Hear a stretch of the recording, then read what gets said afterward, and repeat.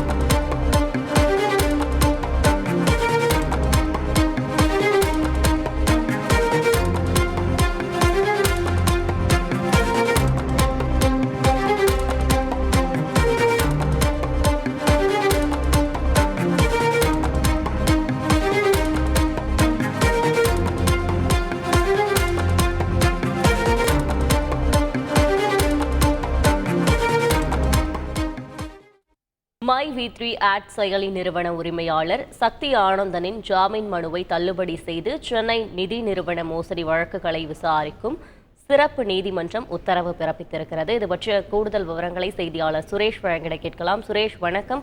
வழக்கின் கூடுதல் விவரங்களை பதிவு செய்யலாம்.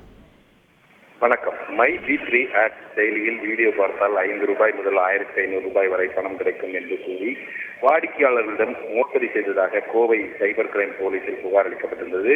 பிறகு இந்த புகார் என்பது சென்னை பொருளாதார குற்றப்பிரிவுக்கு மாற்றப்பட்ட நிலையில் தலைமறைவாக இருந்த அந்த செயலி நிறுவனத்துடைய உரிமையாளர் சக்தி ஆனந்தன் கடந்த 5ஆம் தேதி சென்னையில் உள்ள நிதி நிறுவன மோசடி வழக்குகளை விசாரிக்கும் சிறப்பு நீதிமன்றத்தில் சரணடைந்தார். அவரை நீதிமன்ற காவலில் சிறையில் அடைக்க நீதிமன்றம் உத்தரவிட்டிருந்தது. இந்த பின்னணியில் இந்த வழக்கில் தனக்கு ஜாமீன் வழங்க வேண்டும் என்று சக்தி ஆனந்தன் மனு தாக்கல் செய்திருந்தார். இந்த மனுவை விசாரித்த சிறப்பு நீதிமன்ற நீதிபதி மலர் வாரண்டினா சக்தி ஆனந்தனுக்கு ஜாமீன் வழங்கினால் சாட்சிகளை கலைக்க வாய்ப்புள்ளதாக கூறி அவருக்கு ஜாமீன் வழங்க மறுத்து அவருடைய மனுவை தள்ளுபடி செய்து உத்தரவிட்டிருக்கிறார். விவரங்களுக்கு நன்றி சுரேஷ். லைகா மற்றும் ரெட் ஜெயண்ட் மூவிஸ் தயாரிப்பில் பிரம்மாண்ட இயக்குனர் சங்கர் இயக்கத்தில் உலகநாயகன் கமல்ஹாசன் நடித்த இந்தியன் 2 உங்கள் அபிமான திரையரங்குகளில்.